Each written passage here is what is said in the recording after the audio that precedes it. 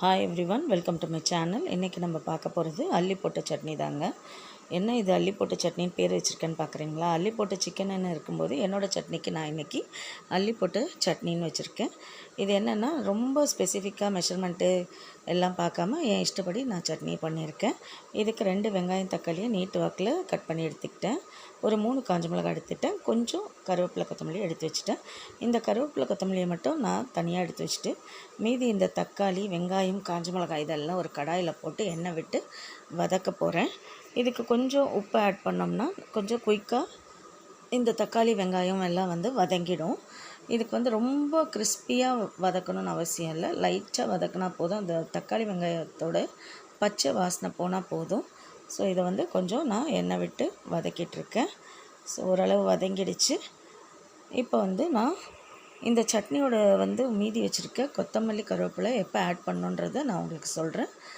ஓரளவு தக்காளி வெங்காயம் எல்லாம் வதங்கிடுச்சுன்னா இந்த ஸ்டேஜில் நீங்கள் கருவேப்பிலை கொத்தமல்லி ஆட் பண்ணுங்கள். இப்போ இந்த தக்காளி வெங்காயத்தோட ஒரு 2 பெரட்டினீங்கன்னா அந்த சூடு இருக்குல்லங்க, இந்த தக்காளி வெங்காயத்தில் இருக்க சூட்லேயே இந்த கருவேப்பிலை கொத்தமல்லி எல்லாம் வதங்கிடும். இந்த ஸ்டேஜில் நம்ம ஜஸ்ட் ஸ்டவ்வை ஆஃப் பண்ணிடலாம். ஏன்னா ரொம்ப வதக்கக்கூடாது கொத்தமல்லியும் கருவேப்பிலையும். ஸோ இந்த ஸ்டேஜில் ஆஃப் பண்ணி ஆற வச்சுடுவோம். நல்லா ஆறினோடனே நம்ம இதை சட்னிக்கு அரைச்சிக்கலாம், மிக்சியில் போட்டு அரைச்சிடலாம். ஸோ இந்த சட்னி செய்கிறதுக்கு பார்த்திங்கன்னா மேக்ஸிமம் ஒரு 3 இல்லைன்னா 4 நிமிஷம் போதுங்க. ஸோ இதை ஆற வச்சப்புறம் நம்ம மிக்சியில் போட்டு அரைக்கிறது மட்டும்தாங்க நம்ம வேலை. தாளிப்பும் ரொம்ப கிராண்டாக தாளிப்பெல்லாம் பண்ண தேவையில்லைங்க. கொஞ்சோண்டு வெறும் கடுகு தாளித்து போட்டிங்கனாலே போதும். ஸோ இதை எல்லாத்தையும் நான் மிக்சியில் நிரப்பிட்டேன்.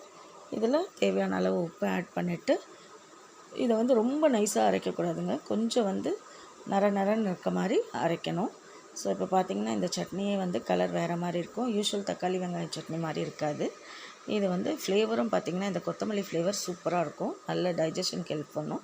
இதில் ஜஸ்ட் நான் வெறும் எண்ணெயில் கடுகு பொரித்து அதை மட்டும் இதில் தாளித்து விட்டுருக்கேன். பார்த்திங்கன்னா இந்த சட்னி கண்டிப்பாகவே நல்ல டேஸ்ட்டாக இருக்கும்.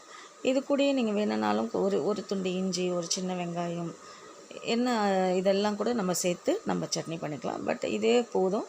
ஏன்னா குயிக்காக பண்ணுறதுக்கு இந்த ரெசிபி போதும். தக்காளி வெங்காயம் காஞ்ச மிளகாய் கருவேப்பிலை கொத்தமல்லி. ஸோ இதை ஒரு தோசையோடு நீங்கள் வச்சு சாப்பிட்டு பாருங்கள்.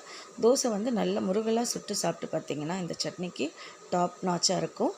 கண்டிப்பாக இந்த ரெசிபி உங்களுக்கு பிடிக்கும்னு நம்புகிறேன். நன்றி, வணக்கம்.